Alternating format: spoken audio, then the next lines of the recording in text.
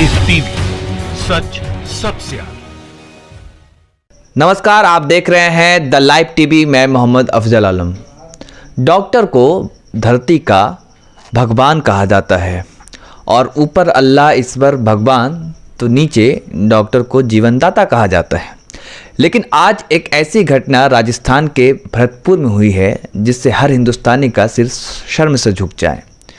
और जहां एक और पूरी दुनिया लड़ाई लड़ रही है कोरोना वायरस से और डॉक्टर्स के लिए, डॉक्टर अपनी जान जोखिम में डाल करके अपने मरीज को बचाने के लिए हर मुमकिन कोशिश कर रहे हैं, तो वहीं राजस्थान के भरतपुर में जो आज मामला हुआ है, शायद आप भी चौंक जाएंगे और हैरान रह जाएंगे कि क्या एक डॉक्टर एक सभ्य समाज में ऐसा कर सकते हैं। आपको कहानी बताते हैं कि क्या मामला था। मामला ये है कि राजस्थान के भरतपुर में एक महिला जो प्रेग्नेंट थी, वो भरतपुर के जिला अस्पताल जनाना हॉस्पिटल में जाती है अपने पति के साथ, जिसका नाम है इरफान। और उस महिला से नाम पूछा जाता है कि आपका नाम क्या है, तो वो महिला नाम बताती है परवीना। बस यहीं से मामला खराब हो जाता है और उस डॉक्टर जो एडमिट डॉक्टर थे मुनीत बालिया, वो एडमिट नहीं करते हैं सिर्फ इसलिए क्योंकि ये महिला मुसलमान थी। अब सोचिए कितनी गंदी मानसिकता है कि हर किसी को का सर शर्म से झुक जाना चाहिए, हर डॉक्टर का, हर भारतीय का। और उस महिला को रेफर कर दिया जाता है जयपुर में, और उस महिला का जो डिलीवरी होता है वो आखिरी स्टेज में थी, वो एम्बुलेंस पे ही हो जाता है, वो नवजात बच्चे की मौत हो जाती है। सोचिए, और वो महिला दर्द से कराह रही थी, तड़प रही थी, लेकिन फिर भी डॉक्टर ने सिर्फ इसलिए उसका डिलीवरी नहीं कराया क्योंकि वो मुसलमान थी, उसका नाम परवीना था।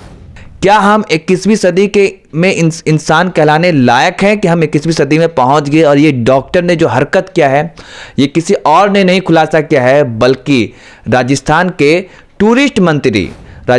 टूरिस्ट मंत्री जिनका नाम है विश्वेंद्र सिंह, उन्होंने खुलासा किया। इस वीडियो को देखिए, वो क्या कह रहे हैं, सुनिए इस वीडियो को। अभी मुझे खबर मिली है भरतपुर से कि एक महिला, मुस्लिम महिला प्रवीणा, वाइफ ऑफ इरफान खान, निवासी बेला नगर, जो गर्भवती थी, उनको यहां से रेफर किया गया भरतपुर जनाना अस्पताल। और वहां कोई डॉक्टर मुनीत वालिया है, उन्होंने साफ मना कर दिया कि आप मुस्लिम हैं, आप जाके जयपुर चेकअप कराइए। उनका वहां डिलीवरी हो गई और उस बच्चे की मौत हो गई। इससे ज्यादा शर्म की कोई बात नहीं हो सकती। एक धर्मनिरपेक्ष राज्य है, हमारी सरकार बहुत संवेदनशील है इन मामलों पर, और निश्चित रूप से उस चिकित्सा मंत्री जी को अभी बात करके उस डॉक्टर के खिलाफ कार्रवाई होगी। और ताज्जुब की बात फिर है कि यहाँ के जो चिकित्सा राज्य मंत्री है वो यहाँ के एमएलए भी हैं भरत, उनको भी इस बात पर संज्ञान लेना चाहिए। मंत्री साहब खुद कह रहे हैं कि हम एक्शन लेंगे और इस पे कार्रवाई करेंगे।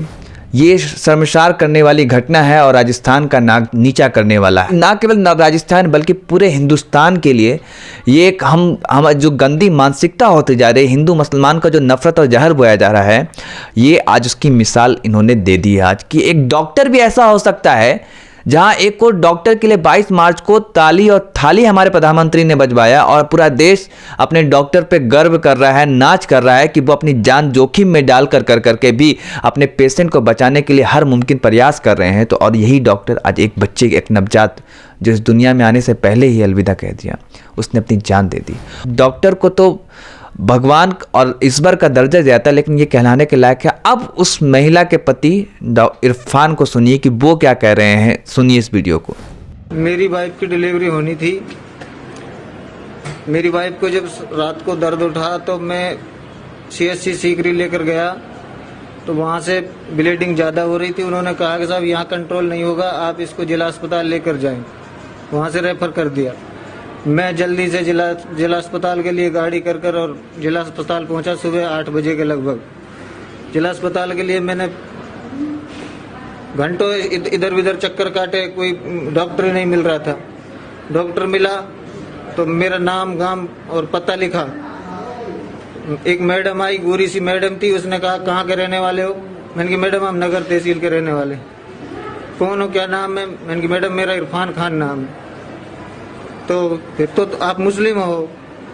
मैडम एक चौकन्ना हो गई मुस्लिम हो तो फिर तुम्हारा यहाँ कोई इलाज नहीं होगा। एक दूसरे डॉक्टर से कहा कि इनका रेफर कार्ड बना दो, इनको जयपुर भेज दो। और मैं रोता हुआ अपनी मिसेज को लेकर हॉस्पिटल से निकल गया और मैं भरतपुर से बाहर नहीं निकला था। रास्ते में एम्बुलेंस में मेरी मिसेज को डिलीवरी हो गई। डिलीवरी होने पे मेरा बच्चा जो खत्म हो गया। अगर मुझे लग रहा है अब मेरे बच्चे को खत्म होने का कारण जिला अस्पताल भरतपुर की है, डॉक्टरों की लापरवाही से मेरा बच्चा खत्म हुआ है। अगर मेरे मिसेज की डिलीवरी सुबह सही सिस्टम से हो, ये देखभाल कर लेते तो मेरा बच्चा मेरे पास सुरक्षित होता। अभी मैंने अपनी मिसेज को देखा नहीं है, वो किस हाल में है, कैसे है। डॉक्टर सिर्फ इसलिए ट्रीटमेंट नहीं करता है कि वो मुसलमान महिला थी और वो दर्द से कहा रही थी और तड़प रही थी और उस बच्चे की आज जान चली गई। हम आगे बढ़ते हैं अपनी दूसरी खबर की ओर, जो यूपी के बांदा से है। यूपी का बांदा, यहाँ पे डॉक्टर्स हैं, जो नर्स हैं और पैरामेडिकल स्टाफ हैं, उन्होंने अपने डिमांड किया कुछ प्रिंसिपल से कि हमें सैनिटाइज़र चाहिए, हमें मास्क चाहिए है और हमें पैरासूट चाहिए। ये सभी मांग रखी, लेकिन उनकी मांग नहीं मानी गई। और साथ में ये भी बात रखा उन्होंने कि वेतन काट दिया गया है हमारा, उस पर भी गौर कीजिए। इन सभी को टर्मिनेट कर देते हैं और ये कहा जाता है योगी जी का आदेश है। जहां एक और डॉक्टर जंग लड़ रहा है अपने इस महत्वपूर्ण और इस ऐसे समय में, संकट के समय में, जहाँ पे डॉक्टर तो एक ऐसे ही कम है, तो वहीं दूसरी उनको टर्मिनेट कर दिया जाता है। सुनिए इन डॉक्टर्स की बातों को, सुनिए। बांदा राजकीय मेडिकल कॉलेज में 3 दिन से आउटसोर्सिंग का जो है मांगों को लेकर जो है कार्य बहिष्कार किया गया है कि ऐसी महामारी में आइसोलेट वार्ड पर ड्यूटी लगाई गई है, उसमें जो है कोई सुविधा उपलब्ध नहीं है। तो प्रिंसिपल साहब से सबने मांग करी है कि किट्स की, सैनिटाइजर की, ग्लव्स की, मास्क की ये प्रोवाइड की जाए, तब हम ड्यूटी करेंगे। और उसमें जो है प्रिंसिपल साहब जो है हमने मांग रखी है, तो उसमें प्रिंसिपल साहब ने जो है हम लोग को टर्मिनेट कर दिया गया। उससे लेकर हम वार्तालाप करने गए हैं तो हमें बेइज्जती करके भगा दिया कि यहाँ से चले जाओ, नहीं मैं हाथ पैर तुड़वा दूंगा। और ये योगी जी का आदेश आया है आप लोग को निकालने का। अब इसमें ये बताइए, एक तो हमारी सैलरी कम कर ली गई है। जो हमारी सैलरी 20,390 थी, उसमें हमें 10,000 दिया जा रहा है। कोई शासन आदेश नहीं आया है सैलरी कम करने का। और जो हमारे अकाउंट में आई हुई है वो सैलरी कम कर दी गई है। हमारे फार्मासिस्ट की सैलरी कम कर दी गई है।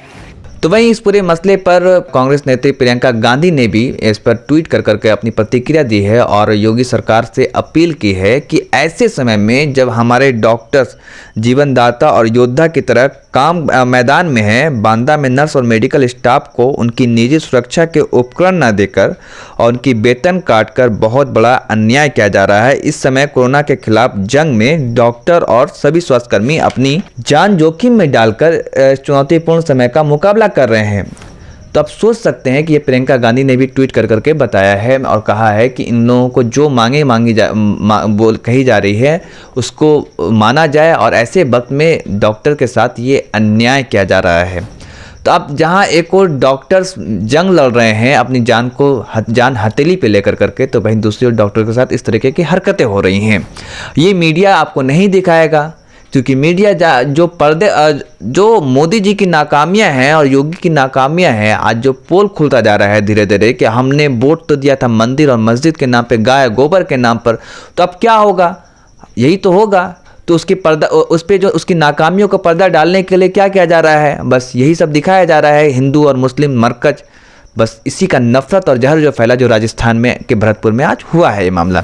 साथ ही आपको एक बात और बता दें कि रुझान शर्मा जो CNN न्यूज़ 18 की पत्रकार हैं, उन्होंने एक बड़ा ही दावा किया है और ट्वीट कर करके ये बताया है कि दिल्ली के सफदरगंज अस्पताल में 500 फैकल्टी है, 17,000 रेसिडेंट डॉक्टर्स है और 2,000 नर्सिंग स्टाफ है। और उन्होंने ये बताया कि PPE किट्स की ज़रूरत है 50,000, N95 मास्क की ज़रूरत है 50,000 और ट्रिपल लेयर मास्क की ज़रूरत है 3 लाख और हैंड सैनिटाइजर जो 50 ml का हो 500 ml का 50 ml का 10,000। ये सभी ज़रूरत है लेकिन अभी वहाँ पे नहीं है। ये सब लोगों को, डॉक्टर्स को ये सभी ज़रूरत है। सोचिए कि हमारे जो देश की राजधानी का सफदरजंग अस्पताल, इतना बड़ा अस्पताल है, वहाँ इन सब चीज़ों की कमी है। नीतीश कुमार ने भी मांग किया था बिहार के लिए 100 वेंटिलेटर चाहिए और मैंने पूरे आंकड़े दिया आपको, लेकिन एक भी वेंटिलेटर नहीं मिला। जितनी उन्होंने मांग की थी तो ना के बराबर उनकी मांग को मानी गई। आपको मैंने पूरी खबर बताई राजस्थान और क्या हाल है हमारे मेडिकल सिस्टम का, ये भी बताया मैंने। तो वहीं आज 4 महिला डॉक्टर से आपको मिलाते हैं, रूबरू कराते हैं, जिस पे हर किसी भारतीय को नाज है, फ़ख्र है कि इन 4 महिला ऐसे समय में, इन 4 महिला में सबसे पहले हम आपको परिचय कराना चाहेंगे मीनल भोसले, जो प्रेगनेंसी की हालत में भी काम करती रही और देश के लिए बनाया पहला कोविड-19 टेस्टिंग किट। सोचिए, जब महिलाएं आराम करती हैं तब उस वक्त भी इसने देश के लिए काम कर करके पहला कोविड-19 टेस्ट किट बनाया है। इनके जज्बे को और हौसले को सलाम। वहीं दूसरी महिला है डॉक्टर शिफा, जिनकी शादी होनी थी लेकिन इन्होंने अपनी शादी इसलिए टाल दी क्योंकि इन्होंने कहा कि अभी हमारे पेशेंट इंतज़ार नहीं कर सकते, ऐसी सिचुएशन है, ऐसी क्रिटिकल स्थिति है कि डॉक्टर्स की ऑलरेडी कमी है, इसलिए इन्होंने अपनी शादी को टाल दी और ये अपने काम में जुट गई और हॉस्पिटल में चली गई अपना और काम बाखूबी कर रही हैं, आप पेशेंट की जान बचा रही हैं। भाई तीसरी है डॉक्टर तृप्ति और डॉक्टर जाकिया। आपको पता होगा कि इंदौर में जब टेस्ट करने के लिए एक मोहल्ले में, गांव में डॉक्टर्स की टीम जाती है तो उस पर पथराव होता है, लेकिन ये 2 महिला फिर भी उसके बाद पहुंचती है और जांच करती है। तो इन चारों डॉक्टर के हौसले और जज्बे को सलाम। आज के लिए जो डॉक्टर हमारे मेहनत कर रहे हैं, काम कर रहे हैं, उनके हौसले और उनके जज्बे को हम सब सलाम करते हैं और प्रणाम करते हैं कि वो किस मुस्तैदी से लड़े हैं। ना कोई धर्म, ना कोई जात, ना कोई पात, हर मुमकिन कोशिश होती है डॉक्टर की कि वो अपने मरीज का, वो अपने पेशेंट का, चाहे वो किसी भी धर्म का मानने वाला हो, किसी भी पंथ का मानने वाला हो या कोई भी, यहाँ तक कि ये भी कहा जाता है कि अगर उसका दुश्मन भी आ जाए डॉक्टर के सामने इलाज कराने के लिए तो भी वो उसकी इलाज करते हैं और जान बचाने के लिए आखिरी दम तक वो संघर्ष करते हैं और लड़ाई लड़ते हैं। लेकिन जो आज राजस्थान के भरतपुर में हुआ वो शर्मसार करने वाली घटना है और गोदी मीडिया जो दंगाई मीडिया बन गई है अब, उसके द्वारा जो फैलाया गया जहर था, उसी का एक नतीजा आज देखने को ये मिला है। और हम सभी यही उम्मीद करते हैं कि ये हम लोग आपस में एकता, चैन, मोहब्बत और प्यार से बनाए रखें। जिस तरह से मैंने 4 महिला डॉक्टर्स के बारे में और 4 महिला के बारे में बताया अभी आपको, शायद इनसे हम सब, ये सभी महिलाएं हमारे लिए प्रेरणा स्रोत हैं। धन्यवाद। लाइव टीवी, सच सबसे आगे।